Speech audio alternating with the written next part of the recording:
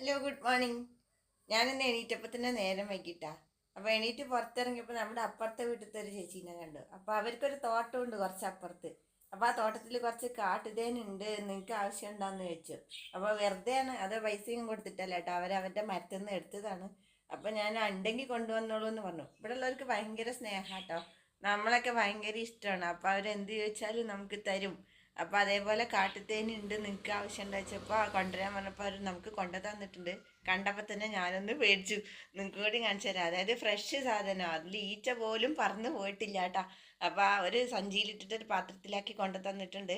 അപ്പോൾ അത് വെറുതെ ഇങ്ങനെ വെച്ചാൽ മതി, നിങ്ങളതിലൊന്നും ചെയ്യണ്ട, അത് ഊർന്നിറങ്ങിക്കോളും തേനെന്ന് പറഞ്ഞു. അപ്പം ആ കാട്ടുതേൻ അടയോട് കൂടിയിട്ട്, അതായത് തേനീച്ചയുടെ അടയോട് കൂടിയിട്ടാണ് അവർ കൊണ്ടു തന്നത്. ഈച്ചകൾ ഇങ്ങനെ പാറി നടക്കണുണ്ട്. കാണിച്ചു തരാം കേട്ടോ. വാ. ഇങ്ങനെ ഒരു സഞ്ചിയിലാണ് അവർ കൊണ്ടു തന്നത്. സഞ്ചിൻ്റെ പുറത്ത് തന്നെ കണ്ട തേനീച്ചകൾ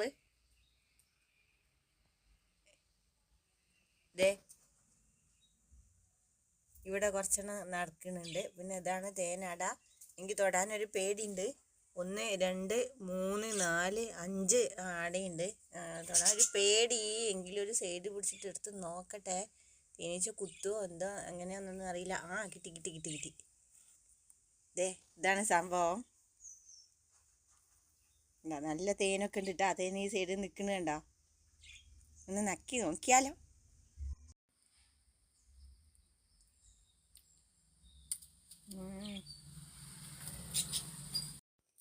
ഇതിങ്ങനെ കഴിക്കണ്ടേനെ തോന്നുന്നു കേട്ടോ.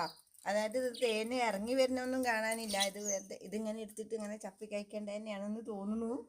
അപ്പം എന്നാ ശരി, ഇത് കാണിക്കാൻ വേണ്ടി വന്നാണ്. എനിക്ക് ആദ്യമായിട്ടാട്ടോ അങ്ങനത്തെ സാധനങ്ങളൊക്കെ കിട്ടുന്നത്.